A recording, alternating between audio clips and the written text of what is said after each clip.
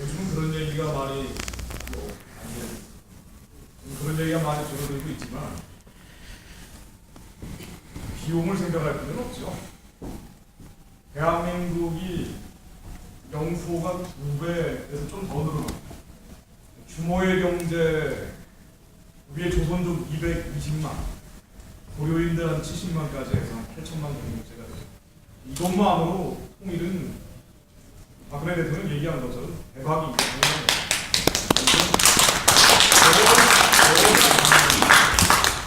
이 영토와 인구와 자원을 확보하기 위해서 과거에는 20세기 이전에는 침략 전쟁을 이게 식민지 제국주의입니다.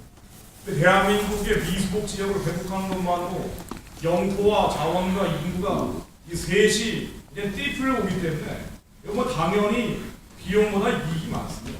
그런데도 불구하고 과거에 유대계 연구소 중심으로 한국이 통일되면 비용이 훨씬 많이 나오는 것처럼 정치적인 의도를 가지고 만들어냈어요. 이게 아슈케나지라고 하는데, 근데 이런 연구소들에서 만들어낸 거 한국이 그대로 받았고, 이거 대한민국 좌파가 정치적으로 또 악용을 합니다. 통일 비용이 이익보다 훨씬 많다.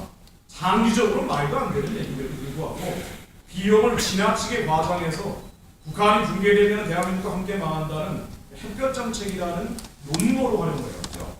이걸 깨야 되죠. 이거는 말도 안 되는 거짓말이기 때문에 당연히 더 많은 인구, 자원, 영토를 확보하기 위해서 무엇보다 대한민국이 뻗어나갈 수 있는 탈출, 심리적 탈출구가 만주와 시베리아로 열리기 때문에 당연히 와야 됩니다. 그리고 나중에 시베리아 같은 경우는 러시아 사람들이 개발을 못해요. 시베리아가 마지막 2위의 보고라고 합니다. 이 산림자원, 전 세계의 산림자원의 3분의 1이 시베리아예요. 그리고 오츠크의 앞에 있는 이 어류, 하류성 어족들만 해도 전 세계의 어족 가운데 4분의 1, 우리가 잡을 수 있는 어족 가운데 4분의 1이 나오고 있습니다. 근데 이 러시아는 2050년이 되면 지금보다 인구가 4분의 1 정도가 줄어듭니다. 그러다 보니까 시베리아를 개발할 수가 없어요. 누가 하느냐? 통일한국이 해야 되겠죠. 당연한 얘기입니다. 아주 상식적입니다. 북한 사람들은 나중에 뭐 해먹고 사느냐? 걱정할 필요 없어요. 우리가 자유만 주면은 당장 이 사람들은 어느 정도 먹고 살 수 있을 정도로 생산력을 끌어올릴 거고, 그런 다음에 뭐 할 거냐? 북한에 살 일 없는 사람들, 한국에 살 일 없는 사람들은 만주하고 시베리아로 뻗어나가면 되죠. 그러니까 우리가 어떻게 할 것이냐? 통일하면 이익이 많죠. 자, 그런데 그 다음에 토지 문제가 이거는 어떻게 해결할까요? 미국과 보면요, 미국의 국유지가 굉장히 많습니다. 미국은 자본주의 사회인데도 불구하고 워낙 땅이 넓기 때문에 국유지가 굉장히 많습니다. 북한도 아마 지금 김정은 땅이니까 일단 김정은 땅을 다 환수를 해야 돼요. 김정은 땅을 완성하면 통일 비용의 기본 비용은 다 충당이 될 거고, 그 다음에 경제 유전 원칙에 따라서 북한 인민들에게 뭐 유상 분배를 하든 아니면 이 부분 무상 분배를 하든 뭐 그건 일종의 테크니컬한 문제이죠. 그래서 일정 부분 분배하는데 많은 부분은 미국처럼 뭐 국유지나 공유지로 남을 가능성이 낮고, 이 부분을 대한민국 정부가 관리를 해요. 이 관리를 누가 할 것이냐? 그러려면 건강한 주체 세력이 나와야 돼요. 통일 주체 세력. 이게 대한민국에서 형성이 돼요. 그래서 이 나중에 북한의 토지 문제를 어떻게 할 것이냐, 이런 테크니컬한 문제보다 이 엄청나게 많이 나올 국유지나 공유지를 어떻게 사심없이 국가를 위해서 관리하고 재건해내느냐, 그런 정도의 투명성 있는 집행을 할 수 있는 정치 세력이 나오느냐가 아마 통일 이후에 어떻게 성공적인 관리와 재건을 하냐고, 그러기 위해서는 지금 황우여 새누리당 체제 당연히 제일 먼저 깨버려야 되는 게, 뭐 이건 이거 전혀 뭐 직접적으로 문제가 없습니다만 그래도 뭐 말하면 도대체 지금 황우여 새누리당 체제를 가지고 도대체 어떻게 이러한 통일 이후에 건강한 관리 재건을 할 수 있는 통일 주체 세력이 될 수 있느냐? 이 사람은 통일하자 그러는데 이념 체제 상관없다고 하죠. 이게 10년 연속입니다. 대한민국의 이념 체제 상관없는 통일할 거면 적화 통일하자는 얘기입니다. 사회주의 통일을 해도 된다는 얘기입니다. 이런 맥락이 없는 생각을 하고 있고, 아니 제1야당에 있는 김한규 대표 같은 경우는 흡수 통일 안 한다고 하죠. 대한민국이 자유 통일하려면 흡수 통일 말고 지금 길이 어디 있습니까? 그럼 대한민국이 북한이 무너졌을 때, 국가사장이 났을 때 흡수 안 할 거면 중국한테는 어떻게 줄 겁니까? 자, 이런 황당무계한 생각을 하고 있으니 이런 사람들이 대부분은 통일이 설령 된다 하더라도 북한을 건강하게 재건하고 관리해서 이 엄청나게 많이 나온 국위지와 국위지들을 대한민국의 국익과 국민을 위해서 사용하기 참 어렵겠구나. 더 중요한 건 뭐냐? 한국의 국민들이 깨어나야 됩니다. 국민들이 각성을 해야 돼요. 그래서 바꿔버려요. 지방선거, 총선, 대선 계속 있는데 이러한 선거들이 대한민국 국민들에게 가는 의미는 뭐냐? 쓰레기들을 끌어내려야 돼요. 지금 대한민국 여의도에 있는 저 쓰레기 정치를 끝내지 않고는 통일이 되기도 어렵고 된다 하더라도 그 이후에 많은 후유증, 남한에 있는 쓰레기 자동차들이 북한에 가서 착취를 하는 그런 구조가 될지도 모르죠. 그래서 한국 내부에 이 의회 정책을 회복하는 게 너무 중요하다는 생각을 많이 하게 됩니다.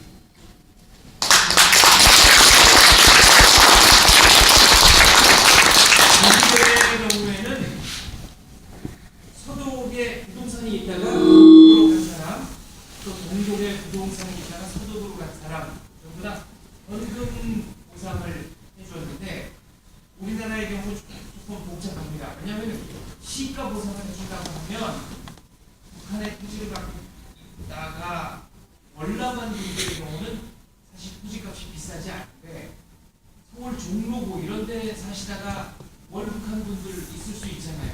여기가 지금 부동산 가격이 엄청나게 올라가지고 한 연구기관이 계산을 해보니까 오히려 우리가 물어줘야 될 부분이 많더라고요. 그래서 저는 육군대 기관을 하고 있습니다.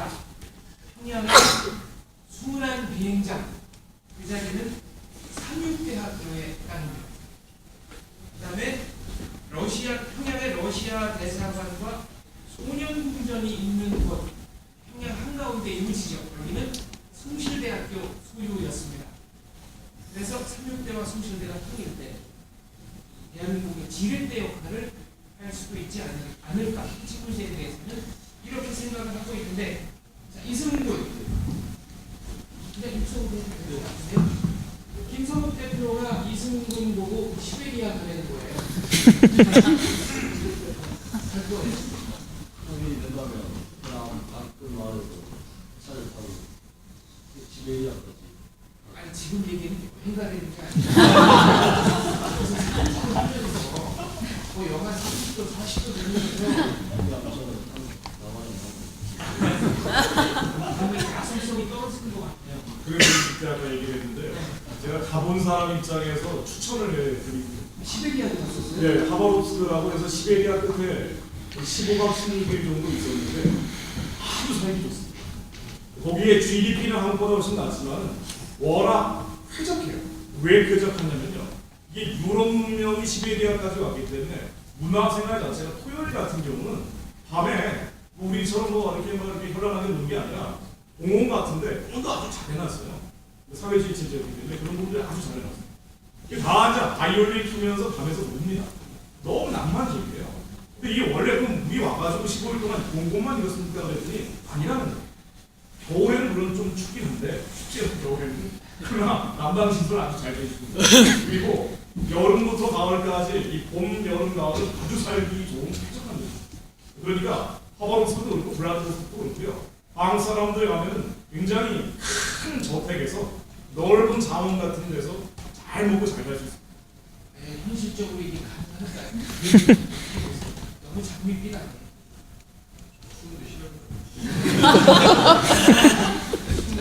청년분은 추운 거 좋아하지만 그것보다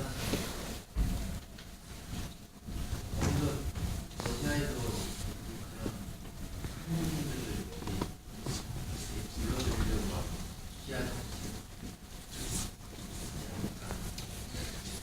한 말씀 더 하자면 시베리아부터 해서 러시아 사람들, 한국 사람들 굉장히 좋아합니다.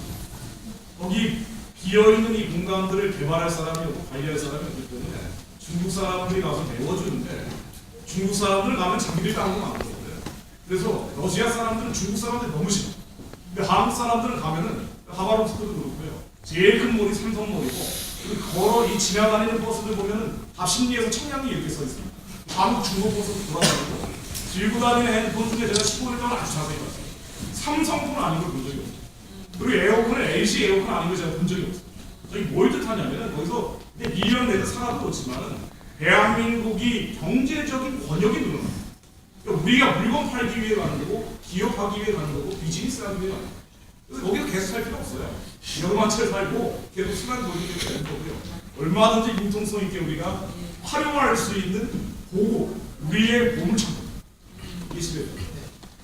김종호 원장님의 책 중에 자유기업을 원장 보셨죠. 블라디보스토크의 해운대 버스라는 책이 있는데 중고차, 한국에서 폐차 직전에 중고차라는 거를 오히려 강조를 해야 사람들이 더 믿고 안심하고 한다. 그런 얘기였습니다. 자, 지금 이분들은 신문을 솔직히 액젓 이런 거를 주문하고 있는데 여기는 다들 뭐난 추운 것이다.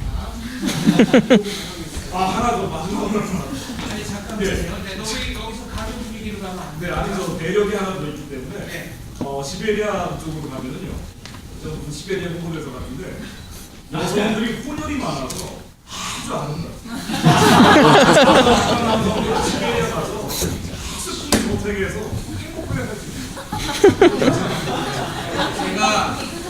제가 참 이런 말씀 드리기가 뭐합니다만은 김성욱 대표 아주 가까운 곳에 장가 못 간 남성이 한 분 아니었습니다.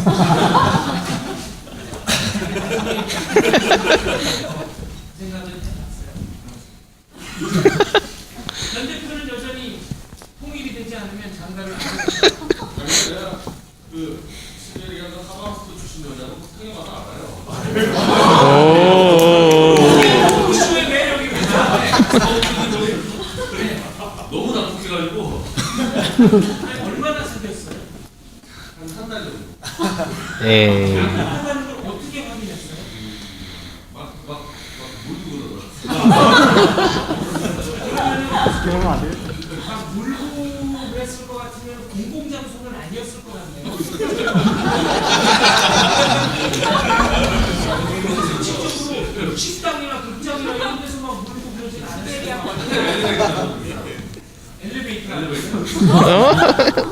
엘리베이터에서 왜 물어요? 이유 없이.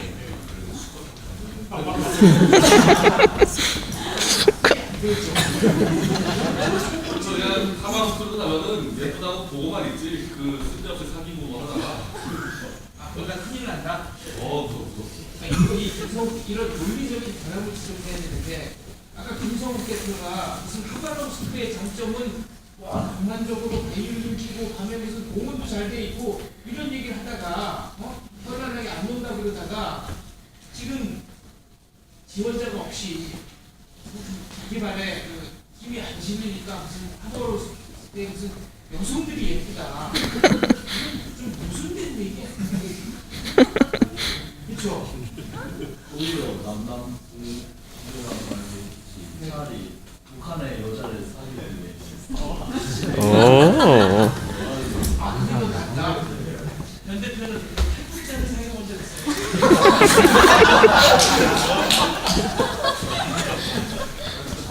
대화해 본 적이 없구나. 탈북자는.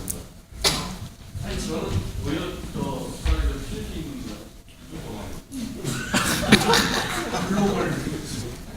같이 자주 가봤어요, 저랑. 다문화 가족에 관심이 있다 보니까 가보다는 그게 아니고 아시아 문화에 관심이 있다 보니까 그쪽 그 여자 가수들하고 많이 사귄 적은 없는데 많이 놀았어요.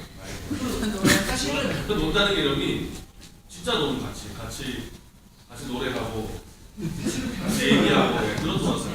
대표가 그 스타 비평이라는 연예인 비평 서적으로 데뷔를 했어요. 99년도. 99년.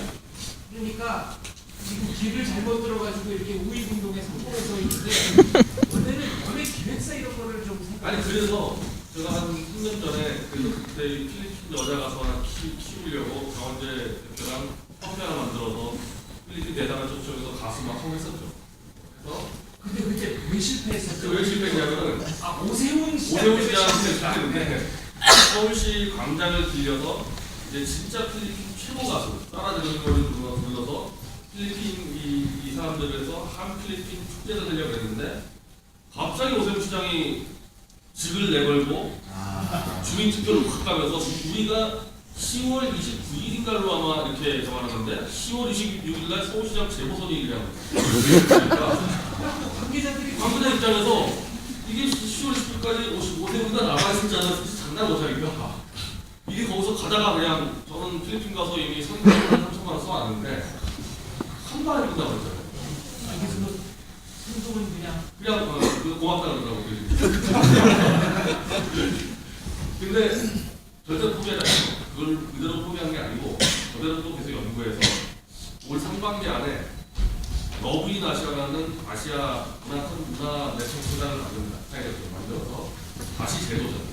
필리핀, 태국, 베트남. 그러니까 제가 얘기한 다문화는 그쪽에 있는 다문화는 달라요. 그러니까 무슨 이주에서 이 문제가 아니고 대한민국의 아시아의 각종 다양한 영화, 드라마, 뮤직비디오, 음악을 가져와서 대한민국 문화를 풍부하게 하고 그림 가지고 덮어로 나간다. 요 개념 가지고 하는 일들을 지금 하고 있습니다. 변대 프로젝트는 가요 토큰을 한국 가요만 가지고 하지 말고 필리핀, 몽골, 태국 해서 오히려 태국 가수가 방콕보다는 서울에서 인정받는 게 더 가치 있는 일로 생각하는. 지금도 지금 이미 그 태국의 투어모라는 그 영화가 서울에서 올록해가지고 태국 최고의 흥행 기록을 기록한 지가 3년 전인데 그게 무슨 뭐 롯데월드도 가고 롯데월드 청계천도 나오고 나오고 그거죠.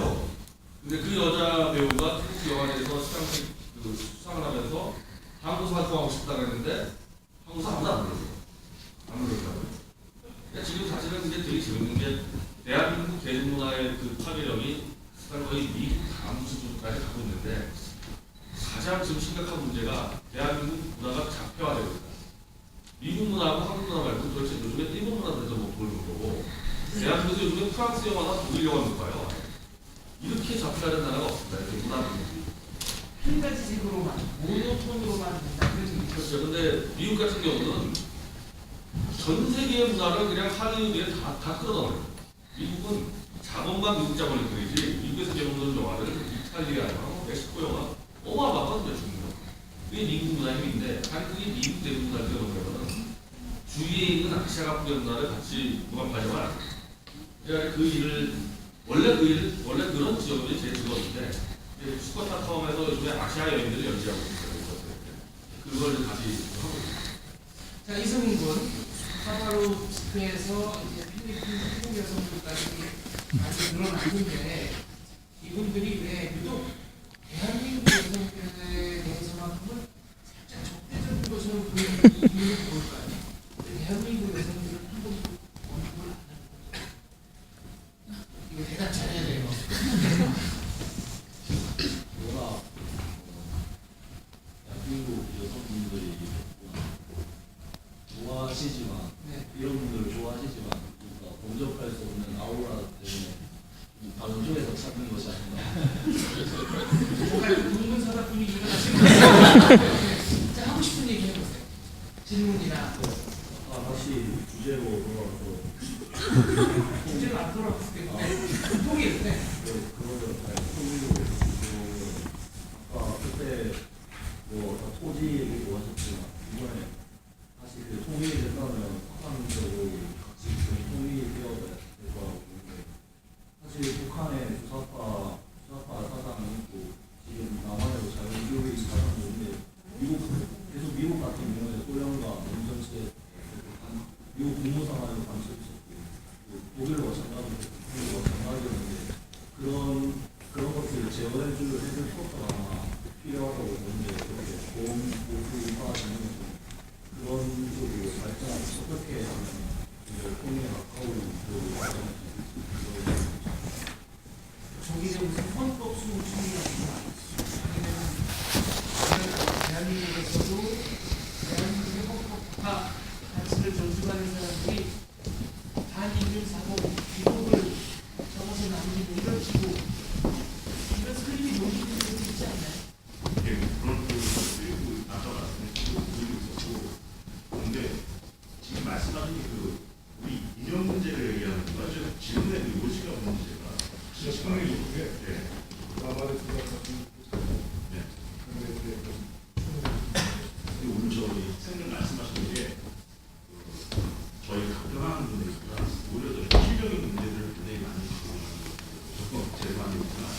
디테일하게. 제가 항상 그 고민할 때 운동을 되기 때문에 통일 자유통일의 가능성은 어떻게 보면 이미 헌법에 대해 써 있기 때문에 그건 당연히 해야 되는 것이고 그런데 이 우파의 가장 큰 문제는 뭐죠? 이 디테일한 게 하나도 지금 정리가 안 돼 있는 상태예요. 그거 정리하고 있는 사람들이 저를 포함해서 여기 있는 뭐 선배님 분들에게는 정리를 해라는 지금 다들 저도 사실 배우고 있는 거거든요. 보면은 아무도 그 문제에 대해서 생각을 해본 사람들이 어렵거리 없어요. 그리고 예를 들어서 북한 문제, 죄송한 얘기지만 지금 보수 쪽에 있는 분들 중에 북한 국전 사태가 났을 때 유엔이 개입해야 된다고 헛소리를 하는 분들이 굉장히 많습니다. 유엔 안보리 이사회에 누가 있습니까? 중국 공산당, 러시아, 보수, 다들 공산국가 아니었습니까? 중국하고 러시아가 다른 것 같으면서도 국제사회에서 미국하고 한국하고 일본하고 100% 반대하니까. 그러면 유엔이 개입해서 북한을 갖다가 콩그레서 이거 다 상반도에서 넘겨준다? 이건 뭐 할 거 없습니다. 저희 그렇게 가면은 중국과 러시아의 영향권 안에 북한이 들어갈 가능성이 굉장히 많습니다. 그래서 지난번에도 저희가 홍관희 박사님이라고 해서 지금 고려대학교 교수, 북한학과 교수 계신다고 얘기했던 얘기인데 그분이 이런 얘기를 합니다. 그럼 100% 통일은 아니지만 절반의 통일, 즉 39.5도선에서 거기까지만 북진을 한 다음에 그 다음에 조금 더 시간을 두고서 통일을 해서 아까 말씀하신 것처럼 뭐 민족적인 동질감도 좀 회복을 하면서 시간을 두고서 만주까지 나가자라는 게 이게 한 50년에서 제가 보기엔 한 100년 프로젝트로 지금 가야 될 것 같습니다. 그리고 왜 통일을 왜 해야 되냐 이런 문제도 저희 고민을 좀 많이 하는 입장인데 지금 이대로 가면은요, 지금 박근혜 대통령이 통일은 대박이라고 했는데 우리는 그 통일이 어떤 통일인지 지금 잘 모르시는 것 같아요. 통일을 한다고 그러면은 헌법에 의한 자유통일이라고 해서 수식어를 붙였어야 됩니다. 그런데 그 수식어가 없는 상태에서 통일은 대박이라는 그 헛소리만 해놓으니까 이게 지금 정리가 안 돼 있는 상태예요. 연방제 통일을 할 건지 자유통일을 할 건지 본인이 확실하게 정하고 가야 되는데 지도자 자체가 책을 안 읽다 보니까 공부도 안 하고 안 되는 겁니다. 당연히 자유통일이라고 얘기를 했어야 되고요. 지금도 자유통일을 해야 대박이 난다라고 얘기를 해야 됩니다. 이 문제에 대해서 디테일한 문제를 앞으로 이거 논의하는 이 한자연이 이거 돼가야 되지. 예를 들어서 뭐 여자 문제하고 농담 까먹게 하고 이런 식으로 하면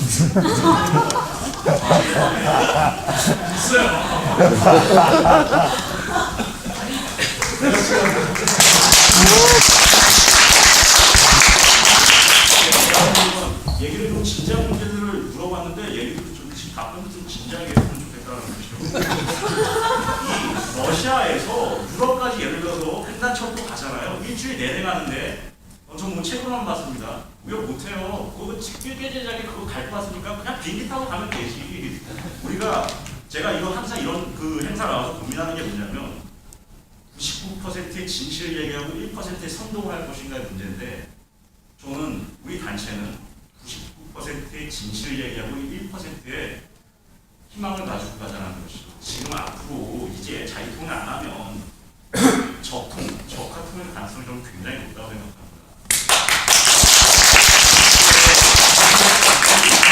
죽느냐 사느냐의 문제가 될 것인데 여기서 무슨 뭐 자유통일을 하자고 이걸 이미 우리가 결론을 내리고서 가는 것이지 그 다음에 뭐 백마를 타냐 흑마를 타냐 그건 그 다음에 문제가 자유통일, 대박통일, 적화통일, 쪽박통일. 쪽박통일. 그래서 첨언을 좀 하자면 왜 자유통일을 해야 되느냐 세 가지 이유가 있습니다. 이거는 일종의 제론의 여지가 없는 컨센서스가 되어야 되는데 통일이 대박이다라고 얘기하는데 어떤 통일인지에 대해서는 얘기하지 않죠. 자유통일 말고는 대안이 없습니다. 헌법에 얘기하는 북한 체제를 평화적으로 정리하면 제일 좋고 어떻게든 정리해서 자유민주주의 질서 아래 편입하는 자유통일이 돼야 된다. 헌법에서는 이걸 평화적인 방법으로 명령을 하고 있죠. 왜 해야 되느냐? 세 가지 이유가 있죠. 북한이 망해가기 때문입니다. 그렇기 때문에 자유통일이 해야 됩니다. 두 번째는 북한의 핵무기 때문입니다. 핵무기가 이제 소형화, 경량화, 다발화되기 시작하면 그 다음에는 한국이 갈 수 있는 길이 뭐냐? 북한의 핵무기 앞에서 한국은 인질이 되버립니다. 그러니까 북한이 요구하는 대로 우리는 들어줘야 돼.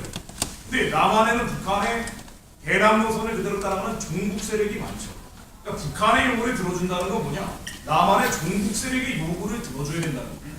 그래서 북한이 남한을 흡수하는 완전한 적화통일이 안 된다고 해요. 북한은 김일성 왕조가 지배를 하고 남한은 종북 세력이 지배를 하는 이쪽에 6.15 14 선언에 나오는 낮은 단계 연방제를 거쳐서 고려연방제라는 완전한 적화통일로 갈 가능성이 매우 높다는 거예요. 이 핵무기 때문에 반드시 북한의 핵무기가 소형화, 경량화, 다발화되기 전에 자유통일을 해야 돼요. 안 그러면 한국 인질이 되는 거예요. 한국이 한국은 이 급진적 적화의 가능성을 안고 점진적 적화로 가는 겁니다. 세 번째, 남한의 종북 세력입니다. 종북 세력이라는 게 법률로서 통제할 수 있는 게 한계가 있죠. 그리고 종북 세력과 연합을 하고 있는 소위 진보 정파가 있습니다. 지난번 대선 총선 때도 민주당이 통합진보당 뭐라고 할 것도 안 되잖아요. 49개 선거구에서 정책연대 선거연대를 했어요. 그래서 국가보안법 폐지를 골자로 통합진보당과 연대해서 이정희 대표 뽑아달라고 했던 사람들이 바로 민주당입니다. 자, 그러면 남한의 종북 세력과 이들과 연대한 소위 진보 좌파 이들의 영향력이 여전히 대한민국 국민 절반을 인질 삼고 있다. 그리고 나머지 새누리당도 가치나 이념 정책과 상관없이 그대로 국민의 불안감을 또 다른 인질 삼아서 기득권을 유지하고 있다. 이 구조, 북한이 망해가고 있고 핵무기가 있고 종북 세력이 있고 이 세 가지 폭탄이 돌아가기 시작하면은 결국 한국은 급진적 적화에 가능성을 안고 점진적 적화로 가는 겁니다. 막으려면 어떻게 해야 되느냐? 신장부를 때려야 돼요. 자유통일하는 거 말고는 대한민국이 살 길이 없습니다. 왜 시베리아에 가야 되느냐? 누구 시베리아 가고 싶어 하겠습니다. 그럼 가고 싶어 하는 게 아니고요. 비즈니스 하러 가겠죠. 대한민국이 자유통일하지 않으면 살 길이 없기 때문에 여기에 대해서 확실한 의식이 있어야 되는데 지금 대한민국 국가 지휘부가 그런 생각이 없다. 좀 빈약하다. 약하다. 그 안에 그렇다면 어떻게 해야 되느냐? 사람들이 정신을 차리는 수밖에 없죠. 국민들이 각성하는 수밖에 없습니다. 자유통일은 뭐냐? 대한민국이 살기 위한 유일한 길입니다. 이제 시간이 점점 가면 갈수록 한국은 급진적 적화의 가능성을 하고 점진적 적화로 가는 거예요. 급진적 적화 안 될 수도 있죠. 월남식으로 적화 안 될 수도 있지만 점진적 적화는 뭐냐? 핵무기는 계속 똑같 하고 작아지기 때문에 한국은 시리아식 내전으로 가든가 이집트식 혼란으로 가든가 잘해봐야 남미왕, 잘해봐야 우간다나 필리핀, 저 아프가니스탄 같은 나라가 되겠죠. 그런 나라에 무슨 희망이 있겠어요? 그때는 시베리아 가고 싶었습니다. 그렇군요.